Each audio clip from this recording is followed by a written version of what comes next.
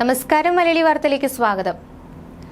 കഴിഞ്ഞ ദിവസമാണ് സംവിധായകൻ സൂര്യകിരണിന്റെ മരണ വാർത്ത പുറത്തുവന്നത്. മഞ്ഞപ്പിത്തം ബാധിച്ച് ചികിത്സയിലിരിക്കെയാണ് സൂര്യകിരൺ മരണപ്പെട്ടത്. ചെന്നൈയിലെ ആശുപത്രിയിൽ വെച്ചായിരുന്നു അന്ത്യം. 51 വയസ്സായിരുന്നു. ബാലതാരമായാണ് സൂര്യകിരൺ അഭിനയ രംഗത്തേക്ക് കടന്നു വന്നത്. 1978 പുറത്തിറങ്ങിയ സ്നേഹിക്കാൻ ഒരു പെണ്ണെന്ന സിനിമയിലൂടെയാണ് തുടക്കം. ബാലതാരമായി കമൽഹാസൻ, രജനീകാന്ത്, അമിതാഭ് ബച്ചൻ തുടങ്ങിയ നടന്മാർക്കൊപ്പം സൂര്യകിരൺ അഭിനയിച്ചിരുന്നു. തെലുങ്ക് ചിത്രം സത്യയാണ് സംവിധായകനായ തുടക്കം കുറിച്ച സിനിമ. ആദ്യ സിനിമ ഹിറ്റായെങ്കിലും പിന്നീട് പരാജയ സിനിമകൾ കിരണിനെ തേടി വന്നു. 2020 ബിഗ് ബോസ് തെലുങ്ക് സീസണിൽ മത്സരാർത്ഥിയായി കിരണെത്തി. സീരിയൽ നടി സുജിതയുടെ സഹോദരനാണ് സൂര്യകിരൺ. നടി കാവേരിയുടെ മുൻ ഭർത്താവുമാണ് സൂര്യകിരൺ. ഇദ്ദേഹത്തെ പോലെ ബാലതാരമായി ജനപ്രീതി നേടിയ നടിയാണ് കാവേരി.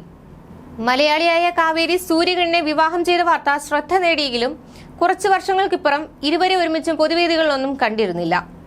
ബിഗ് ബോസിൽ നിന്നിറങ്ങിയ ശേഷമാണ് തങ്ങൾ പിരിഞ്ഞിട്ട് വർഷങ്ങളായെന്ന് സൂര്യകിരൺ തുറന്നു പറഞ്ഞത്.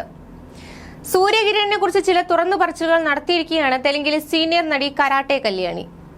സൂര്യകിരൺ പങ്കെടുത്ത ബിഗ് ബോസ് സീസണിലെ മത്സരാർത്ഥിയായിരുന്നു കരാട്ടെ കല്യാണി. വിവാഹ ജീവിതം പരാജയപ്പെട്ടത് സൂര്യകിരണിനെ ഏറെ ബാധിച്ചിരുന്നെന്നാണ് കല്യാണി പറയുന്നത്. ഭാര്യയുമായി പിരിഞ്ഞ ശേഷം ജീവിതത്തിൽ ഇനിയൊന്നും ബാക്കിയില്ലെന്നാണ് സൂര്യകിരൺ കരുതിയത്. ഇതിനാൽ അദ്ദേഹത്തിന്റെ കരളിന്റെ ആരോഗ്യം നശിച്ചു. മഞ്ഞപ്പിത്തം ബാധിച്ചെന്ന് അദ്ദേഹം തിരിച്ചറിഞ്ഞില്ല. മദ്യപാനം സൂര്യകിരണിന്റെ ആരോഗ്യത്തെ സാരമായി ബാധിച്ചെന്ന് കല്യാണി പറയുന്നു. ആശുപത്രിയിൽ പ്രവേശിപ്പിച്ചെങ്കിലും ഫലമുണ്ടായില്ല. വേർപിരിഞ്ഞ ശേഷവും ഭാര്യ തിരിച്ചു വരുമെന്ന് സൂര്യകിരൺ അതിയായി വിശ്വസിച്ചിരുന്നു. രാത്രിയും പകലും മദ്യപാനവും പുകവലിയുമായി. മഞ്ഞപ്പിത്തം ബാധിച്ച ശേഷം മദ്യപിച്ചതാണ് സൂര്യകിരണിന്റെ ജീവന് ആപത്തായതെന്ന് കരാട്ടെ കല്യാണി തുറന്നു പറഞ്ഞു. സൂര്യകിരണും കാവേരിയും വേർപിരിഞ്ഞതിനെ കുറിച്ച് ഇദ്ദേഹത്തിന്റെ സഹോദരി നടി സുജിത മാസങ്ങൾക്ക് മുമ്പ് ഒരു അഭിമുഖത്തിൽ സംസാരിക്കുകയുണ്ടായി. സാമ്പത്തിക പ്രശ്നങ്ങൾ കാവേരിയെയും സൂര്യകിരണിനെയും ബാധിച്ചതായി സുജിത അന്ന് സൂചിപ്പിച്ചു. സിനിമാ നിർമ്മാണത്തിലേക്ക് അവർ കടന്നു. കനത്ത നഷ്ടം സംഭവിച്ചു. അതാണ് അവരെ ബാധിച്ച പ്രശ്നം.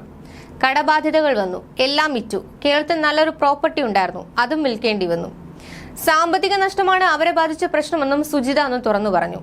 വിവാഹമോചനത്തെക്കുറിച്ച് കാവേരി എവിടെയും തുറന്നു സംസാരിച്ചിട്ടില്ല. ലൈംലൈറ്റിൽ ഇപ്പോൾ കാവേരിയെ കാണാറേയില്ല.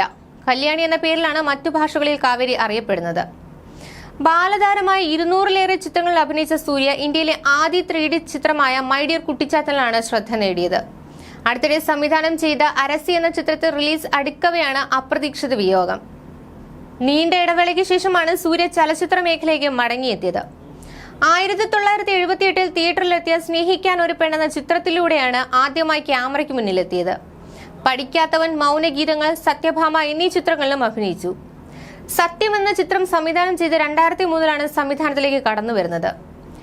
ചാപ്റ്റർ 6, ധന 51, ബ്രഹ്മാസ്ത്രം, രാജു ഭായ് തുടങ്ങിയ ചിത്രങ്ങളും സംവിധായകനായി. പൊതുവേദികളിൽ നിന്ന് അപ്രത്യക്ഷനായിരുന്ന സൂര്യ 2020 സംപ്രേഷണം ചെയ്ത ബിഗ് ബോസിലൂടെയാണ് പിന്നീട് മടങ്ങിയെത്തിയത്.